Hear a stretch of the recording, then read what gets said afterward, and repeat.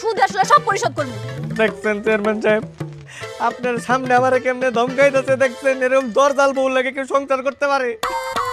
আমি তো আপনারা আগেই কইছিলাম এই বেটি ভালো না, ওরে তালাক দিয়ে দেন, তাতে তো দাঁত দিবেন না। এই কি করলি তুই? তালাক দিব মানে?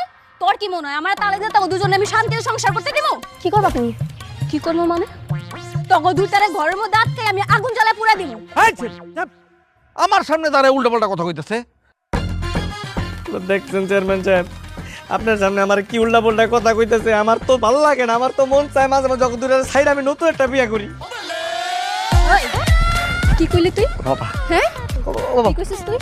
হ্যাঁ তোর আমি কইছি খবরদার আরেকটা বিয়ার নাম তুই মুখ দানবি না। হ্যাঁ আমি বুঝি না একটা বেটার কয়টা বউ লাগে, আমাকে দেখি তো শখ মিটে না। চেয়ারম্যান সাহেব, আপনি একটা সমাধান করে দেন না, আমি আর পারতাছি না তো। আরে অবস্থা তো ভয়াবহ, আমি এইটার কি বিচার করব? আপনার কিছু করণ লাগবে না, আপনি বসে বসে আপনার মাথায় তেল দেন, আমরা জামাইবো আঙ্গ ঝামেলা আমরা মিটাইলো না।